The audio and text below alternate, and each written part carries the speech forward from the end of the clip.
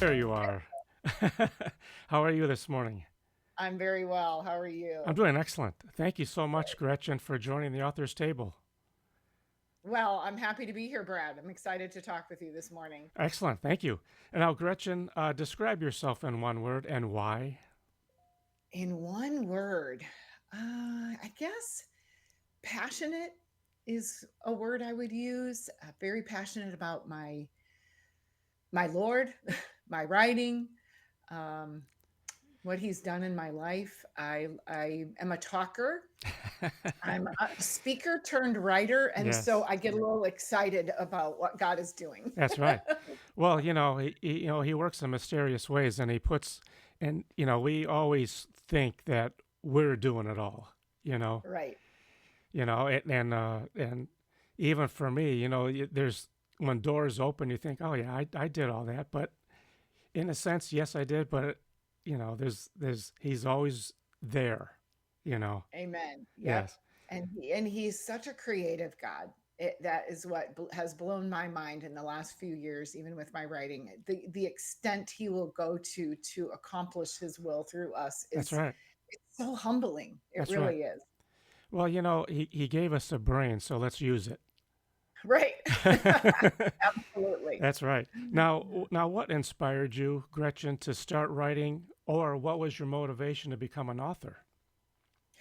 Well, I think for my children's writing, that seed was planted a long time ago. As even a child, my mother was a teacher and she read picture books to me, and so I always had a love of that. And then I became a teacher myself, and I would meet authors. And I met Bill Martin. I have a autographed Brown Bear, and I met other famous authors. My one of my favorites from Australia, Mem Fox. I probably have 5 books autographed by her. So I began this collection even as a young teacher. But then I had a family and I'm a pastor's wife. So I'm Yes. pretty busy doing other things, raising kids. And I did begin a speaking career about 20 years ago. I would talk to pastors' wives, women's groups. That's morphed into education groups as well. I do some education talks. And then it was probably pivotal about 5 years ago. So now I'm an empty nester. My husband's moved to his fifth congregation, and I'm sort of starting over. Like, now what? Ah, I'd been teaching and now was in a new place. Should I go and find a school, or what should I do? And it was 9 months before COVID. oh boy. So COVID kind of shut things down, but opened doors for That's right. me to Yes. start learning, all those webinars that were free. So I started really diving into the craft of writing picture books 5.5 years ago. And then God had a right turn for me. And I went back to the classroom just for 1 year post COVID. And my eyes were opened to the realities of the changes in the schools and with our families and with our students. So much so that it blew me over. I only did it 1 year. It was a situation that required just a year commitment, Hmm.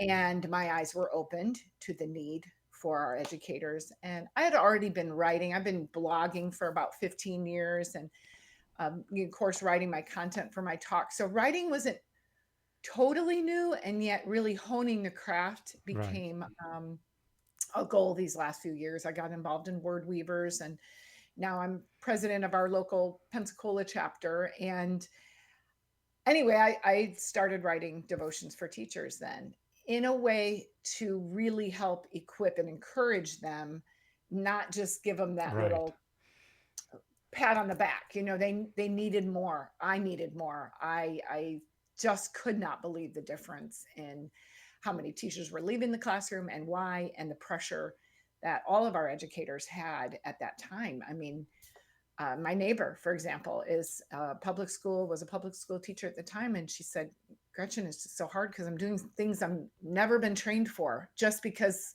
so many people have left." Oh, And sure.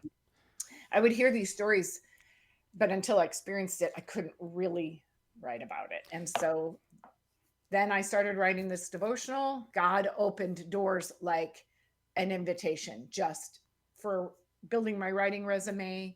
Hmm. And yet, in the back of my mind, I was always like, Lord, don't forget my picture books.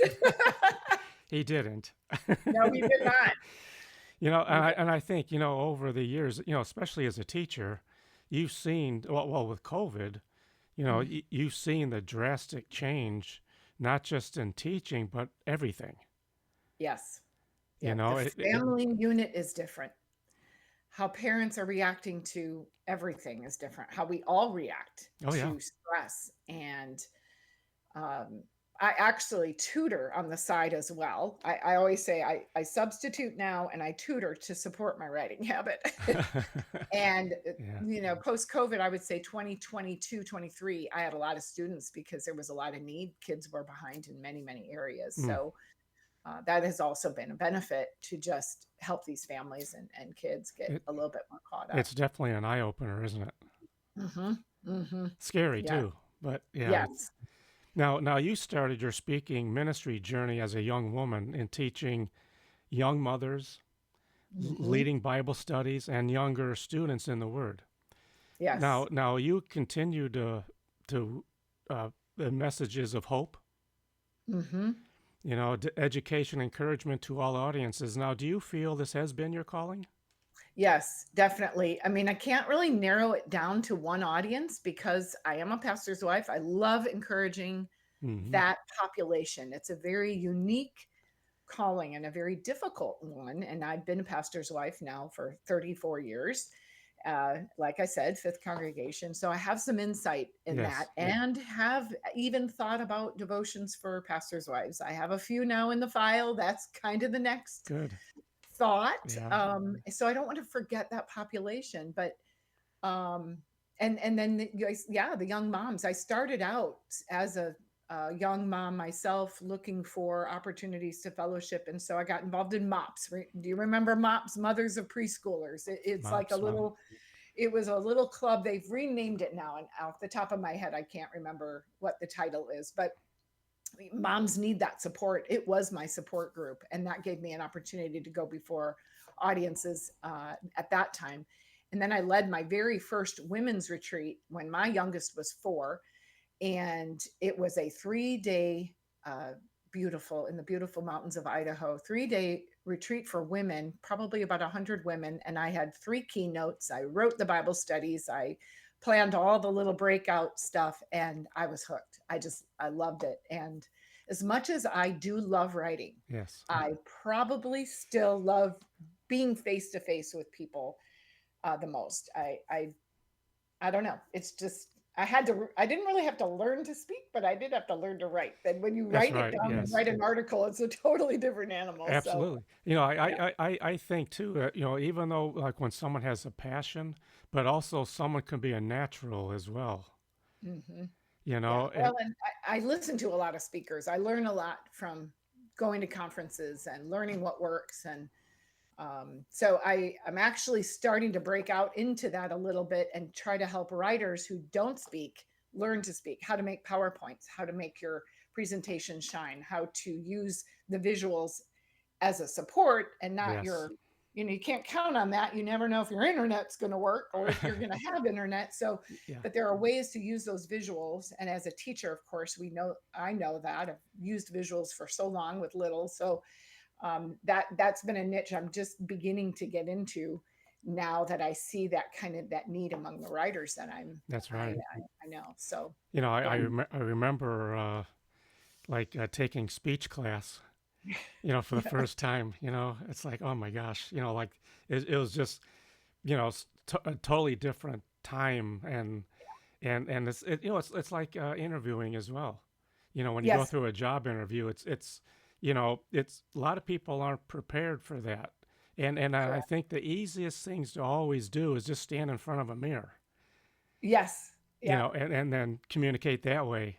Mhm. You know, And like anything, practice. That's Practice right. practice makes perfect. I mean, we say Absolutely that right. for every my kids all took instruments, played piano, and that is what it is. And when I sang, it was the same. I get nervous when I don't do it for a while, and then as soon as you're back there, it all comes back to you, and it just the more you do it, the more comfortable you are in front of people. I'm always though nervous the first few minutes, and I'll tell people that even though I've been speaking for 25 years, Yeah. those first 5 minutes But once I get going, Yeah. the So, passion takes over. so how do you feel now, Gretchen?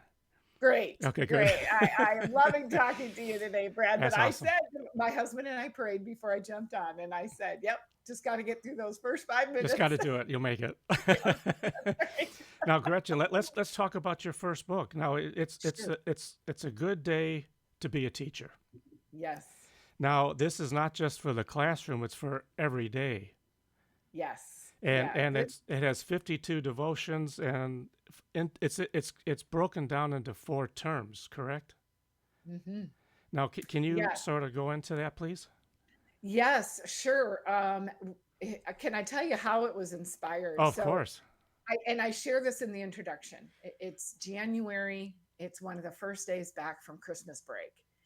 And this is the year that I was called back to the classroom, but not necessarily by choice. It was God saying, "We need you, just go." And I know He used that. So I'm feeling a little like, I don't really want to be there. It's 9 o'clock. I could just the day Yeah. before I was in my pajamas till 9 o'clock. And a little girl says this true story. She's playing Play Doh, which we often do at the beginning of class as everyone's arriving, because these were 4-year-olds. And she, without missing a beat, she's playing and she said, "It's a good day to be a teacher." And for a 4-year-old to say such a Yes. phrase. And I said, "What did you say?" And she said, "It's a good day to be a teacher. I want to grow up to be a teacher." And there was just a moment of, whoa, Oh, yeah. you know, Yes. and I'm thinking, you don't have a clue, little sister. She did not have an idea. And what will the world be like in 20 years when she would finish teacher training? That stuck with me, But and she I began to write. but she gave you the title.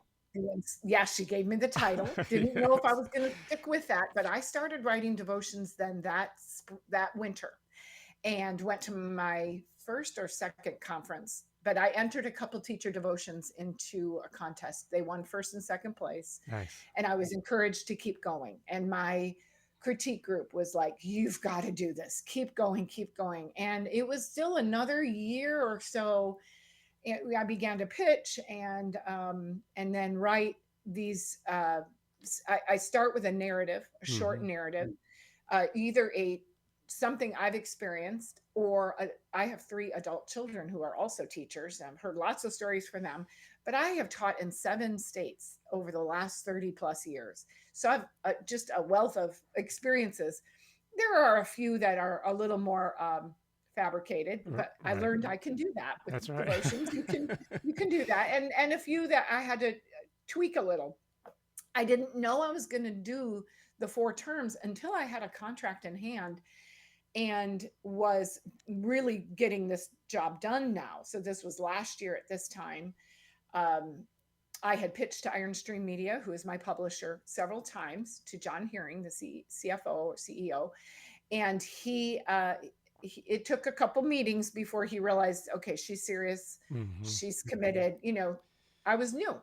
This is my debut book, so I get that. And he was cautious, but once I had the contract and I had to really sit down, I thought, how am I going to organize this? And it seemed it was really God just leading. I prayed about it, and I kind of looked at my topics, and though I do address situations like the students and the parents, Hmm. because that's a big part of what our struggle is just how parents now approach teachers, and the staff and unity and all those things. And so I looked at that first, and I'm like, that's just not resonating. And then I realized it was seasonal. And I thought, okay, let's use an educational term, like terms. I thought of semesters, but that's too high academic. Yes. So I came up with the fall, winter, spring, and summer. Summer became the last bit that I even wrote, because summer is so important for teachers to rejuvenate, refresh, reflect, set some goals. And so those were some of the last devotions I wrote, and probably some of my favorite, because they really do impact how a teacher approaches the school year.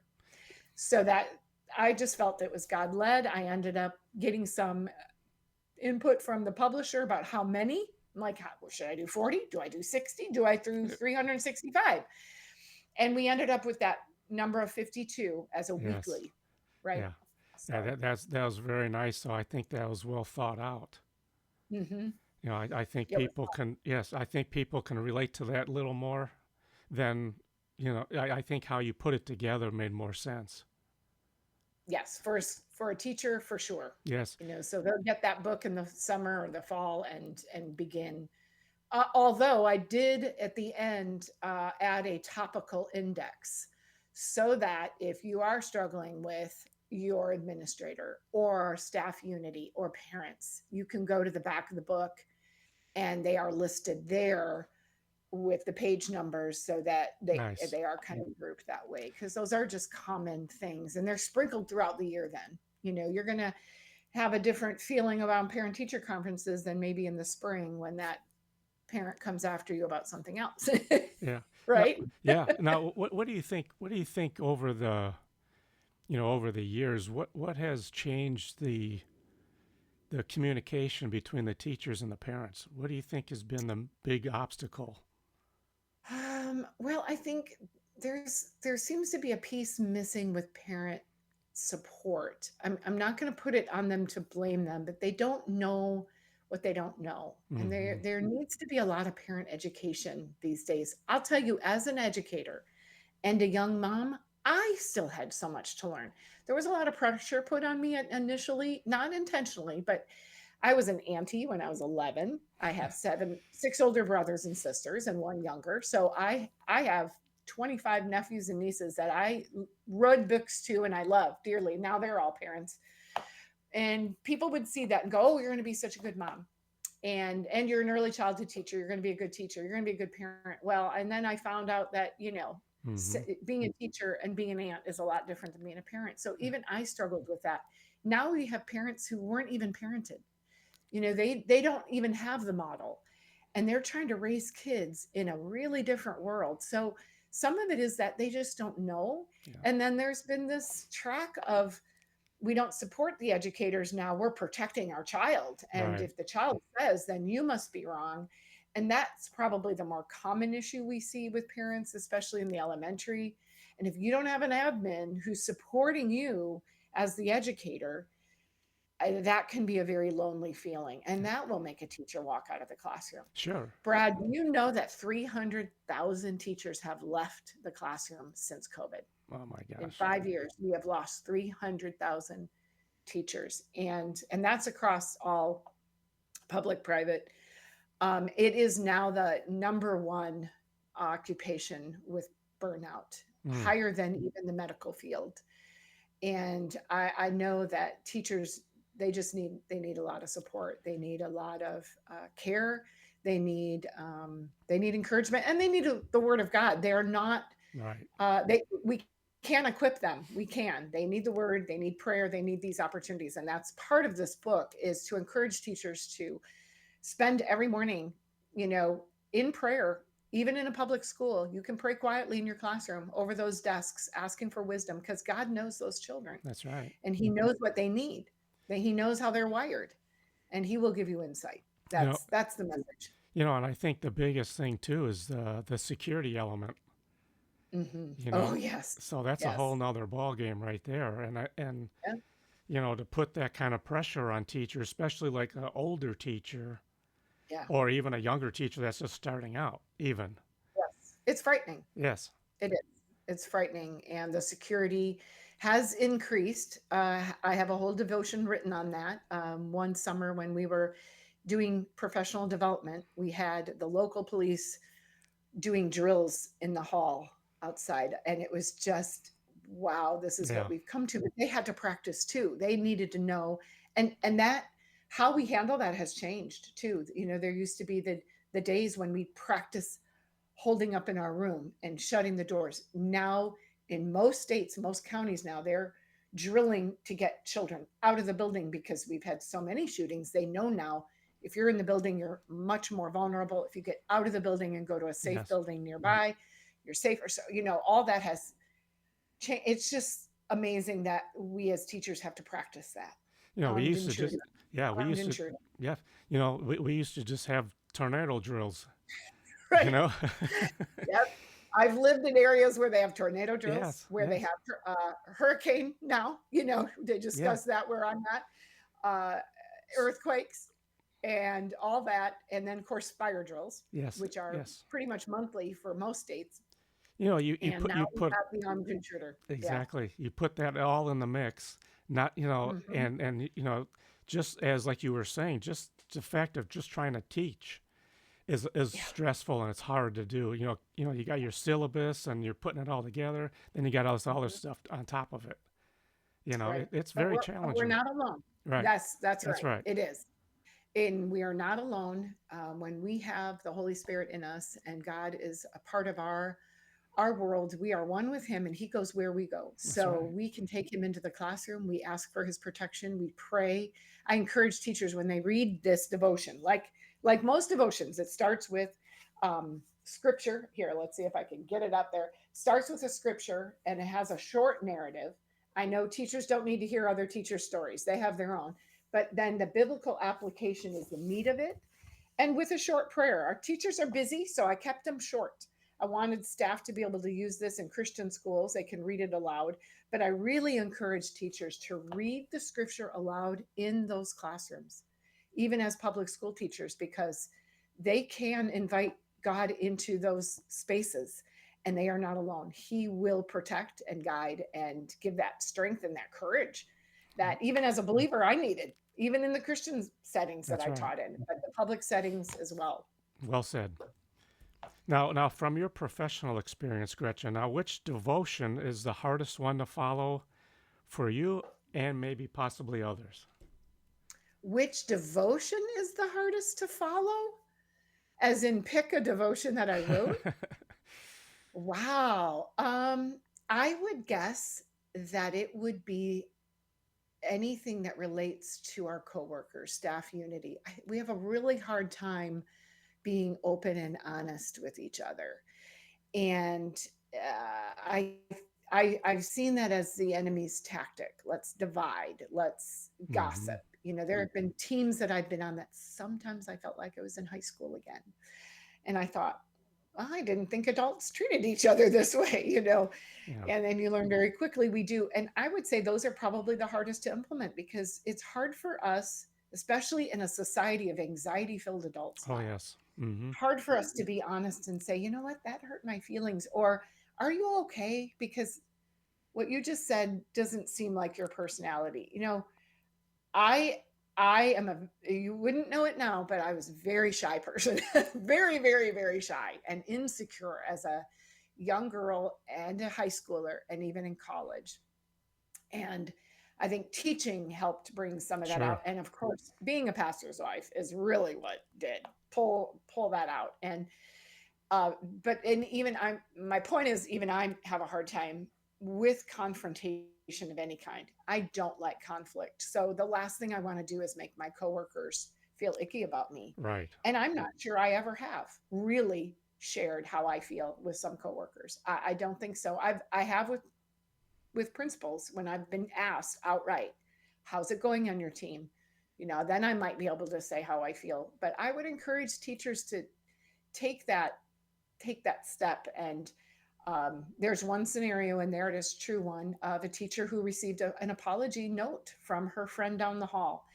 And she shared that with me one day. I was there subbing, and she was so surprised. She said it out loud, like, oh, I never thought. I wondered what did I do, and it wasn't anything she had done. Right. But her friend had been snippy and said, I'm sorry. And it just cleared the air between these two friends. And I thought that needs to happen more. We need to Absolutely. get past our hurt feelings and Yeah. communicate. Yeah. Be an adult. Right, That's right. right. No, Yeah. yeah. Now, when you were putting your book together, Gretchen, how did you know the structure of laying it out? Was it difficult to do, or Not really. I mean, once I had a good amount, maybe three-quarters of them written, okay? that's when I literally printed every devotion out. This is how I did it. I didn't know how else to do it. I didn't ask. I needed a visual. So I Okay. printed everyone out. They were in an individual file under a folder, under the, title of It's a Good Day to Be a Teacher. And I printed every one of them out, even though they weren't completely done and polished. And I laid them out and on my dining room table You had to and I see it. prayed. Yeah, Hmm. I had to see it. I had to pray. I had to see what was I missing. I was looking for commonalities. That's back when I was still trying to figure out the structure. As I said, the four terms didn't come until later. And then I looked for, I didn't, you don't want two on unity right back to back Right. or two on difficult parents back to back. I wanted to spread those out. But there were some that were typically, naturally fit one about it included Christmas and one that included a Thanksgiving. And I wanted to, then when I started to see that pattern, that's when it developed to do a school year. And there is one, I wouldn't call it a Good Friday Easter, but the scenario referred to a project that was very much about the cross. And that's when I started to envision the school year. And like I Hmm. said, then summer came last. It was like, all right, now let's fill in. I was missing about 6 or 8, and I wrote some summer And devotion. that's how your doors opened, and Yes. that's how you visually saw how you wanted to lay Yeah. it out. Now, if I ever write a devotional for pastors' wives, as I am working on, it would not look like that. I'm sure it wouldn't because it's very much structured to a teacher's brain Right. with the terms. It would be totally different, but I probably won't even consider that until I'm about 3/4 into Yeah. it and You know. begin to pray and then Yeah. ask the Lord to lead that structure. Now on the cover, did you come up with the cover? No, Iron Stream Media Okay. did send me a survey. They were very good about giving me some input. So I had a marketing survey, and how much do you know about this, and what do you, and the cover. So I had some definite thoughts, and I wanted three things for the cover. I wanted it to be universal, not just for women or men. And I didn't want it just to be attractive to early childhood teachers, which happens to be my degree. I wanted it to be for teachers of all ages, of both sexes. So I said, please no apples. I didn't want the cutesy, typical, no apples, no hearts. I wanted it, and I wanted it to, so, both sexes, all ages, and modern. And I got 2 out of 3. So yeah, and at first I was like, well, it's not very modern. It's got a chalkboard background, not whiteboard, Or and it's digital. pencils, digital, right? And it has pencils, not a computer. But you know what? That is more universal worldwide. Not every school in other countries have computers. That's true. And so afterwards I was like, no, this is right. It is uniform as far as not attractive just to men or women, and all ages, because everyone has pencils in their room and a book, and it's clearly on a desk. And then this green background, doesn't matter how old you are, chalkboards That's just scream school, even though we don't use them anymore. So in the end, I loved it, and I love the colors. yeah. Green is one of my favorite colors, and I'm real happy with it. Yeah, when they sent it to me, honestly, I could not fault any of it. It was great, and they've been real helpful with marketing and using the colors to make me bookmarks and things like that. So I've already had an opportunity. It's not even out yet, Brad. It releases March 25th, and I spoke at a big ministry conference last month, 2,500 people. I was a breakout leader, and the publisher said, hey, we'll ship your author copies to you. You could sell them. So I have some in my office. I've been selling them already, and it That's releases on March fantastic. 25th. I That's know, it's awesome. so exciting. This is an exclusive. Right, right. That is awesome. Now, are you so you have the publisher, and you're very happy with them. Yes, Now your future ones, I'm assuming then will be with them as well. Your future books. possibly. Okay. Yep, they do get first rights of refusal. I don't know how long that lasts. I'm still new at this, so I'll actually see the publisher at the next conference I attend. So I have some questions for him. I've had a couple inquiries and offers on picture books. So I Hmm. did, with the first rights of refusal, I did contact him last year, and of course he blessed me. Go on, do what you want to do. So actually in 2027, I have my first picture book coming out with Our Daily Bread.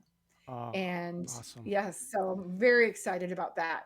Right now, the working title is A Time for Everything. It is a children's version of Ecclesiastes 3, written in rhyme, kind of showing kids the balance of life. There's a time to play and there's a time to play your video games, but there's also a time to run outside and get fresh air. And of course, that's not at all how the book sounds, but that's the explanation. It's and a time to wake up and a time to sleep Yes. and all those things that kids go through and kind of the day the arc is the day for a child and includes all the learning, the time for laughter and talk, and the Hmm. time for quiet. So I'm very excited about that And you too. should be. That's awesome. Now, do you have is it illustrations in that one? I do not have the illustrations. They Okay. Okay. will our Daily Bread will be hiring an illustrator, Okay. and it is one of the reasons it's 2 years out. I signed the Okay. contract with them in fall of 2024. And it does take an illustrator about a year or more to illustrate a 32-page picture book. And so and then the printing and all that. So Sure. and I'm sure with it being Our Daily Bread, which is a little bigger house, it just goes in their publishing queue and that's Okay. how long it takes. So excited to see that. And I have a few more in my back pocket. I'm going to be pitching maybe next month when I'm at my next writers conference, Awesome. but we'll see. We'll Now, see. also, Gretchen, the ISBN numbers, Yes. and those are They yours, or take care of all that. now Yeah. is that yours? It belongs to the book, but when you self-publish, it's yours. But when you publish with a traditional publisher, they pretty much own that the rights then to that book. So I would say yes, it's belongs to the book, but the book belongs to the publisher. So you know that's how that kind of works. And so I'm not sure specifically how to answer that question. Now, what has been your biggest reward as an author? I I have to say, really just seeing God's hand in this. I mean, I had my sights set on finding an agent to get my picture books out there, and I wasn't going anywhere. And when I surrendered the projects to the Lord Hmm. in 2023 and said, okay, God, I don't know what you want me to do with any of this, but I'm open to your suggestion. I need your guidance. Hmm. Surrendering all of that and then watching him just fly open doors. I didn't have a long writing resume, Brad. I didn't. I have blogged, I've written all these speeches and talks I've done, but my writing resume wasn't very long, and I'm not kidding, within 4 months and I won a couple awards, the door opened for me to write articles for educators. Tez Brooks, who worked at the time for Crew Campus Crusade, he was acquisitions editor for a online magazine called International School Project. In 2 years' time, I submitted 6 articles to them, and 5 were required and have been published. At the same time, my husband and I are down here in Florida, and completely outside of my world of word weavers, a visitor was at our church who publishes Hopeful Living Devotions, which is our denomination's devotions for the elderly of Fort Wayne, where my mom still lives. And he said, "Oh, you're a writer. Would you like to write for Hopeful Living?" I've been a regular contributor now for the last 2 years. My resume went from this to this in 1 year. And in the same time, I'm writing devotions. It's like God just said, Yes, I love that you're doing this, but I have something else in mind. And he's so creative that's right. in how he brings us that all to fruition. That has been the biggest joy and faith builder in me because I don't know what the future holds. Even with my writing, I don't know what's next, but I know he knows. That's And right. I'm just kind of waiting. Absolutely. It's been amazing. It has been amazing. And for writers who are still waiting for that, Yeah. I would say, just go to the Lord and take every piece that is on your heart, and all those manuscripts that are still sitting in the file folder. If I could turn my camera, I'd show you all my binders of all my picture books that I've researched and written on, and Yes. they've gone nowhere because God closed those doors, and every door we need to look at as not a no, but That's right. that's not the path. I have a different path. Or even the timing. Yes. Oh, absolutely the timing. You know, because Yes. that's what happened to me. I believe because I did so much writing of poetry and everything when I was little, Mm, and I would keep things in a folder for each thing that I was writing, and it at the time I didn't think I was going to be an author. I was right. just it just you You know just wanted to write. yeah, and Yeah. when the timing was right is when Yeah. it just happened. And Yeah. it so yeah, and I think for authors now, I think it's just timing. I mean, maybe they Mm-hmm. could be in a bad place right now, or anything, and Mm-hmm. it's just not the time, and they'll know Right. when it's time. Right. Yes, and the writing too, I would say, and if in the wait, because Mm, that's what people will ask, well, what do I do in the wait? Well, keep polishing that's right. because I'll tell you what, my early picture books are not publishable. They're not. They are lousy pieces of writing. All writing needs to be rewritten. That's a quote from Mem Fox, who I love. She's the Australian author I mentioned earlier. And Yes. all writing must be edited. And I would say, even this one that was picked up, I had submitted to another publishing house a couple years earlier. It's a different manuscript today. Oh yeah. Keep polishing, enter it into contests, see what the experts say, and keep get making your writing better. Go to critique groups, and because some of it is it's not just your timing, but it's not ready. Right. So Exactly. that's probably the number one lesson I learned early on is if you're submitting too soon, you're probably not ready. Polish those query letters, polish those Yep. proposals, and and when God is ready, the doors will open. Everything's timing. Mm-hmm. So now Gretchen, as I mentioned earlier, you are also a speaker. Now, what topics do you talk about, and do you also provide counseling? Counseling. Well, let's answer the topic question first. You can find a list of topics I've already spoken on my website, GretchenHuesmann.com. And I know that's a mouthful. So when my name is in the show notes or wherever, there's just no easy way to do Gretchen Huesmann. Strong German name. That's right. And I was told, long ago, when you create that website, use your name. Because if you're ever an author, and I remember laughing about that. Yeah, right. Anyway, I took the advice, GretchenHuesmann.com, and I have a speaker page on there. And then there's a drop down. So you go to the speaker page, I have a little video, I welcome people to it. And then there's list of topics in my calendar, which is not updated right now for 2025, but I'll get it there. And there's topics for ministry wives, there's topics for educators, and there's general topics. And I think there's four. I also do some speaking on nutrition. It's kind of a side gig.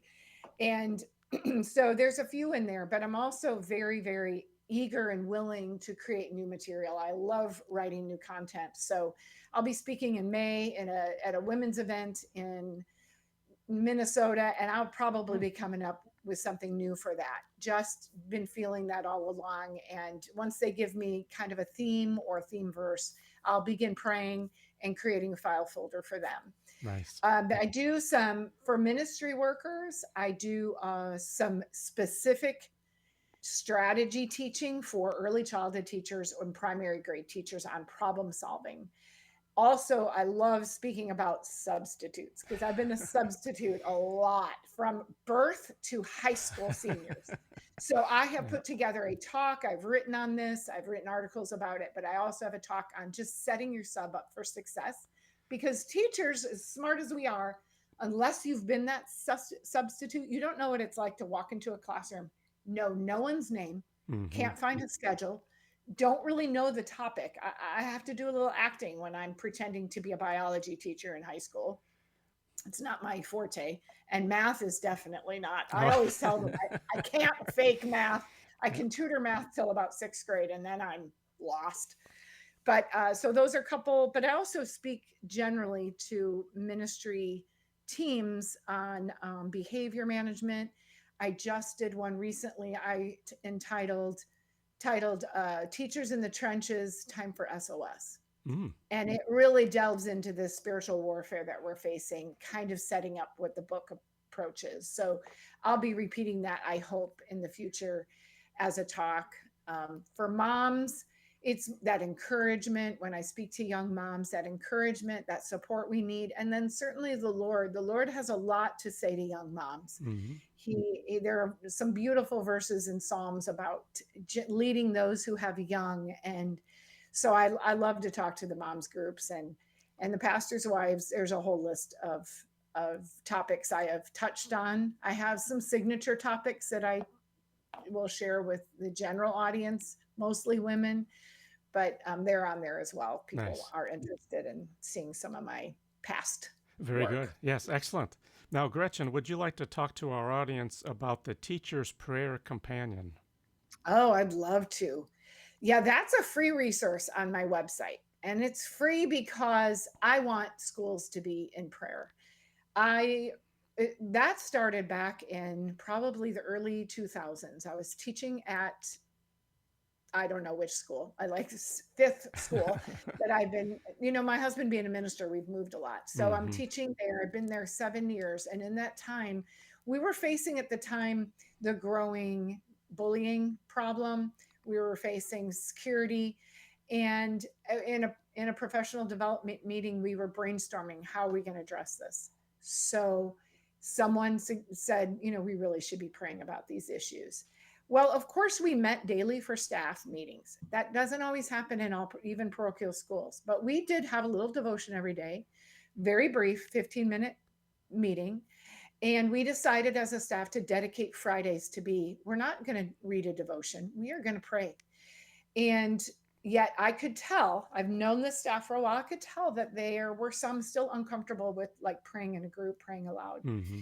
And I said to my principal, prayer was a passion of mine. I said, can I have this assignment? I want to work on this over the summer. I want to pray about how we can incorporate this. So I created these prayer guides. They're simple sheets that have a topic, a scripture, and then a worded out prayer for that person who just wants to read it. And then maybe some prompts like, Lord, we thank you for dot, dot, dot. Hmm. And then it closes with another written prayer. So all teachers can, and I've actually taught that method to a lot of ministry workers, not just educators, but youth, how to teach your youth to pray aloud, getting them comfortable to hear the sound of their voice. It is not as common as you think that everyone prays out loud. Some church denominations do that better of teaching that than others. Anyway, and it's worked. And so I would use what was happening in the school as the theme. Maybe this week was parent teacher conferences. So that was the title.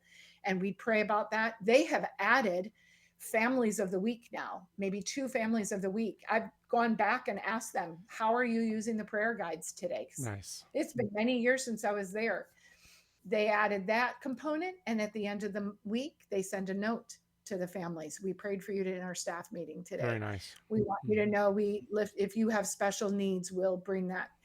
And so that prayer companion also has the school year. So it starts with pre before school meetings and goes into all the things that school would face in the school year, from conferences to field trips to Christmas program and winter blues and all those things, and praying for every member of the staff. I Hmm. had a special week for pastoral leadership. There's a week for all the way to the custodians. We should be in prayer for every person who steps in that.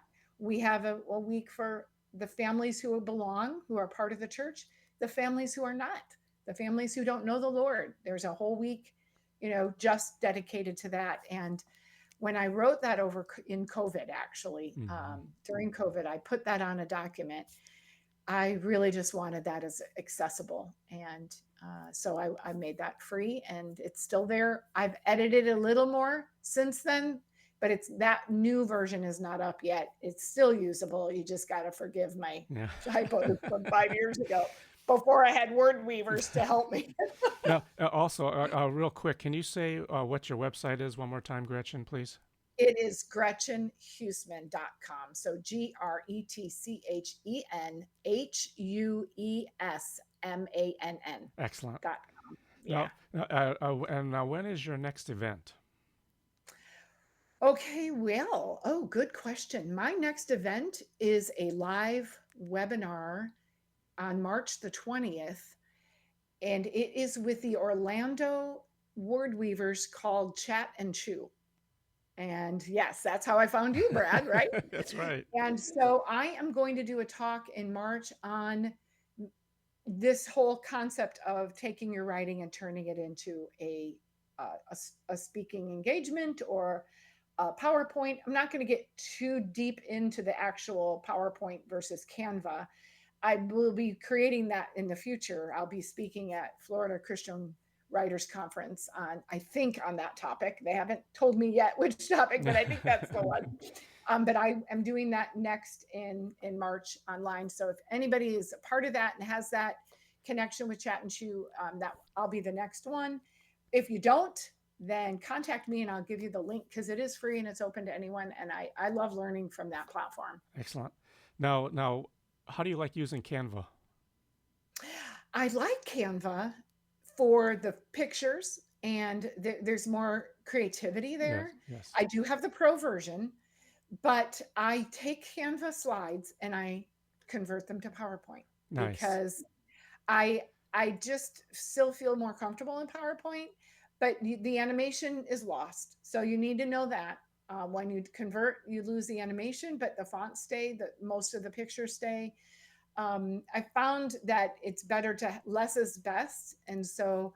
But being a visual learner and a visual teacher, I do love the colors and the themes and stuff. I got just after 20 years, PowerPoint is Yeah. they do have a pro version as well Yes. with more. We just don't happen to have that at home. So I zhuzh up my PowerPoint with using Canva. Hey, It is that's okay though. usable. That's all right.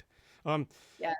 Now, and I'll see you in August, August 20th, and that's going to be for the Word Weavers.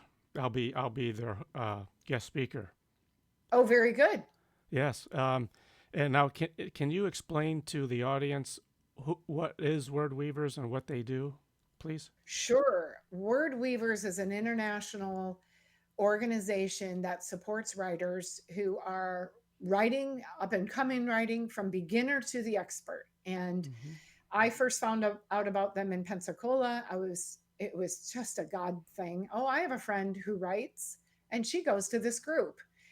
And that was it. And I started attending and it opened a whole new world for me. I had a critique group. I was a member of SCBWI, the Society of Children Writer, Book Writer, and Illustrator. It's an international secular. I was also a part of 12 by 12 Picture Book Challenge, which is a Julie Hudlin's organization. Great place. Both those places are wonderful places to learn about the craft of picture book writing. However, I was missing the Christian component. I was missing my people. Mm. And when I found Word Weavers, I found I could do both. Yes. And I started going to Pensacola a few years ago. I'm now president. When you're a member of Word Weavers, you go once a month. You are invited to bring your work.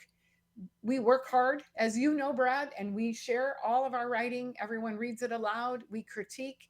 You get that honest feedback about your manuscripts. And I'm telling you, the doors it has opened for me has been amazing. And then I started to attend some writers' conferences, some hosted by Word Weavers, others, there's many Christian writers' conferences out there. And that has been, again, opened many doors where I started doing a lot less query writing and just pitching, pitching to those experts. And that's how you get a 15-minute um, appointments with agents, Hmm. publishers, other writers to get advice.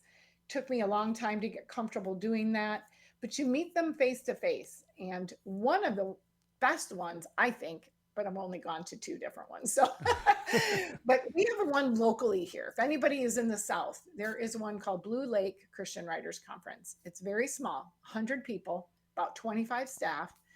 And that was the first one I went to. It's in Andalusia, Alabama. It's only 100 miles from me.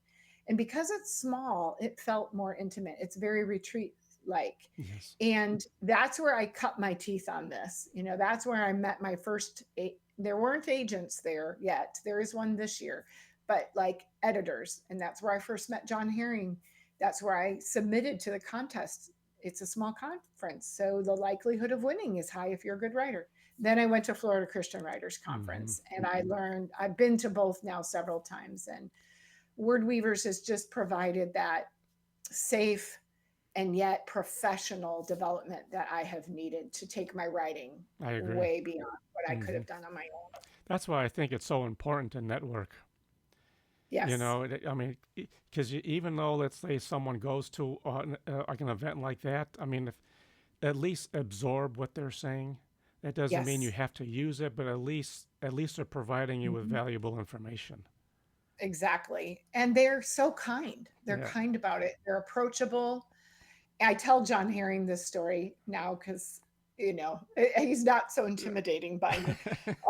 When I first met him, if you've been to a conference, you know that the staff, the faculty will sit at the tables for meals and you get a chance to get to know them.